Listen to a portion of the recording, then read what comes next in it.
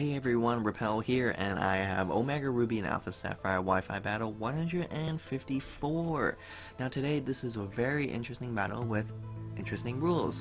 My opponent and I are bringing 5 Pokemon, and I brought a rarely used team, and he brought an overused team. So rarely used versus overused, and let's just get right onto it, shall we? And oh yes, I do have a comment question of the day for my viewers. Yes, you watching this video right now. Comment question of the day is, what is your favorite held item? Please leave it in the comment section. Do it. Do it for Repel Games. Do it for your country. Anyway, I love Claydol because I want to sell Stealth Rocks. However, it is a terrible, terrible play on my part because obviously I am weak to dark types, and Krookodile is a dark monster. Terrible, terrible. Anyway, I didn't really care. I just went for Stealth Rocks. Now, obviously, he will go for a Crunch after that bulk up, and that will completely destroy Claydol. I don't care how bulky Claydol is, it will not appreciate a +1 Crunch coming from Krookodile. And not to mention, he gets a Moxie boost. That is terrible news. However, I just have to counter for it. I do have a Choice Scarf Rotom, meaning I do outspeed it, and I will go for my most powerful attack, the Grass type Leaf Storm, and that will take care of Krookodile. So, as scary as Krookodile is, thank God, my Rotom Cut still outsped it. So now, obviously, I drop my attack by 2 stages, so this Noivern can do anything he wants to me. And usually Noivern can learn like Flamethrower or Heat Wave, so I'm like, alright, gotta get out of here. Gonna go Jellicent, right? Expecting either fire moves. Turns out he has Snatch. Really interesting there. And turns out it is actually a physically offensive Jellicent, which is not too uncommon. It's a physically offensive Noivern, which is not too uncommon. I went for a Skull and I want to burn it. Now this Noivern might have Roost, so even the residual damage might not affect it too much because he needs to go for Roost, but I didn't care. I want to burn it. I want to burn it. Not to mention it is a physical attacker, so if I do burn it, I can drop his attack by half. But I am not burning it. I have terrible luck. I don't know what is going on. But at the same time, my opponent is staying in, which I don't blame him because honestly I have Stealth Rocks. And I'm so glad I set up Stealth Rocks so early because my opponent is going to abuse switching out in this battle. And you guys will see. So instead of going for Skull, I was like, fuck it. I'm not getting any burns. I'm just going to go for Shadow Ball. And my opponent obviously is at such low HP, he is forced to stay in and just do as much as he can. And here is one for Skull. It actually will not kill, surprisingly, right? But I'm so glad actually I did get my burn. So better late than never. At least I got my burn, and thanks to this burn, this Noivern will go down this turn. So there you go. Pretty darn sweet. Jellicent, so far so good. Honestly, I think Jellicent is one of the best water type Pokemon in the RU tier. I mean, there's other exceptions too, like Mololola. I can never pronounce that Pokemon. Anyway, obviously the Milotic has come out, but at the same time, I'm not really sure what this Milotic can do. Unless this Milotic can learn Toxic, I don't think it's gonna do too much. So it turns out he doesn't have Toxic. I'm like, alright, sweet. So I guess it's Ice Beam, but like he's not getting any freeze hacks. Now I went for a taunt just in case he has Toxic and recover. So there you go. We already found out that he has Ice Beam, but we still don't know. Now he does actually go for Hydro Pump, but unfortunately for my opponent, I do have Water Absorb. Now I do run Water Absorb and not Cursed Body. Now there's a lot of Jellicents out there that actually run Cursed Bodies, so I can't blame my opponent to mistakenly just go for Hydro Pump, because honestly I probably would have done the same thing, assuming that the Jellicent probably had the Cursed Body ability. But honestly, I really love Water Absorb ability. I mean, who doesn't, right guys? Water Absorb, it's such a great ability. You're immune to water, and not to mention you get a free heal. I kept going for Scalds, I think twice now, but I'm still getting no burns, not one freaking burn. So here we go, going for my 3rd Scald. I'm just like crossing my fingers, like praying to the Lord. I'm like, please let me get that burn, and holy crap, I do. Fantastic, which is great. Thanks to this burn, now this Milotic's HP will drop to half. Again, we still don't know if he has Recover, so we still don't know. Turns out the taunt wears off, and yes, he does have Recover. Very sad, unfortunate. But I'm just like, you know what, at the same time, this Milotic can't do too much to me. Now, I went for a Shadow Ball now because, like I said, it'll do a little bit more than Scald. Still not that much because Milotic is just so damn defensive. Which, I can't complain. I have my own Milotic and I absolutely adore Milotic.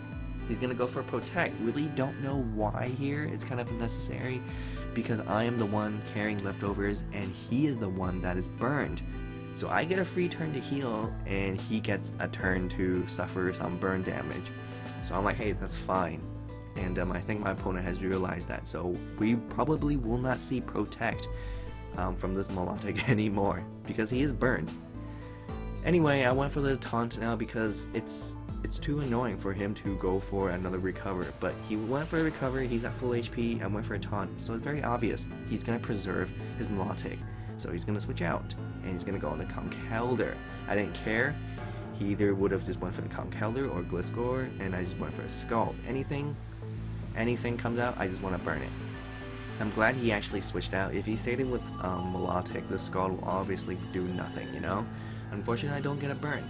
Now, obviously, Conkeldurr might have Guts, and if I burn him, that'll activate his Guts, and that'll boost his attack. But I was just like, you know what? I'll just bet. I'll see. And turns out I do burn him, so now we will see if this Conkeldurr has Guts. And he does go for the Earthquake, and holy fucking shit, that did so much. So yes, this Conkeldurr does have Guts. But you know what? I was very surprised. I'm like, damn, I still took a Guts boosted Earthquake coming from Conkeldurr. That is just how amazing Jellicent is. Now, I'm expecting the Earthquake again, so I'm gonna switch into Rotom. My Claydol, my levitating Claydol did die, but I have one more levitator, which is my Claydol, which is my Rotom.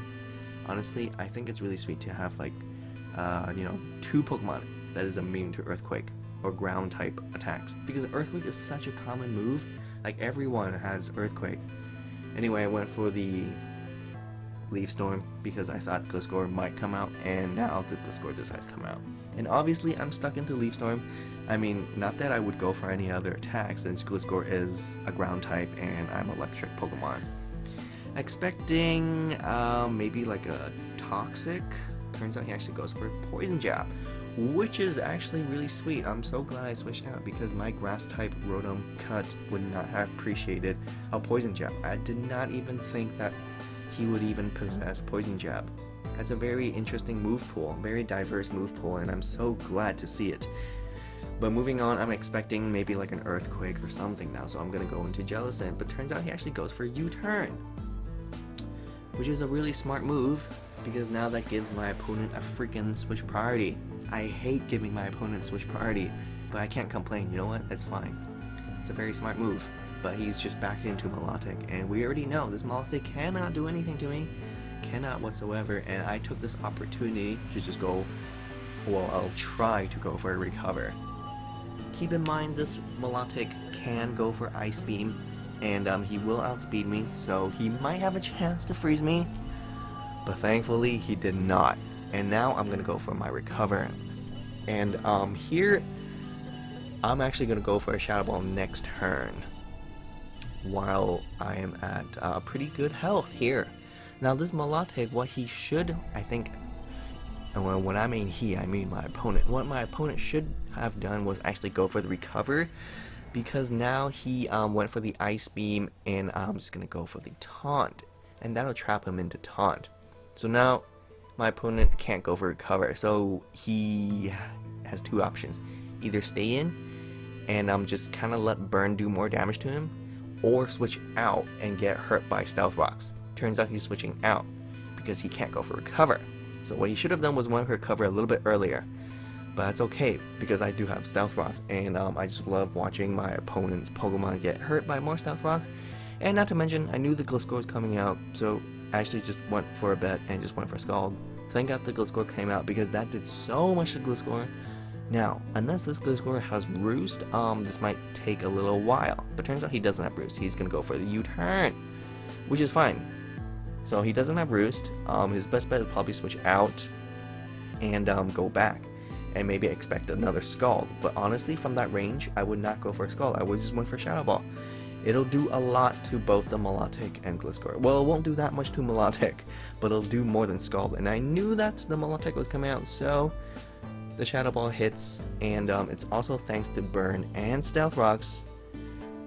The key word is Stealth Rocks, and it's really thanks to Stealth Rocks that I'm able to finish off the Milotic. So, down it goes, and my opponent obviously has the Gliscor left. And it's sitting at such low HP, but unfortunately it still lives because it's, you know, it's flying and ground. So he does go for that poison jab. That's, you know, understandable. It's his last Pokemon and his last move, and I will just go for the Scald and finish off the Gliscor once and for all. So the key lesson in this battle is definitely set up your Stealth Rocks as soon as possible.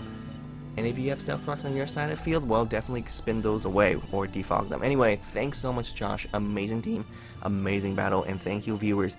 Be sure, and I mean it, be sure to answer comment question of the day. I really want to know everyone's favorite held item. Please, thank you, and I'll see you guys next time.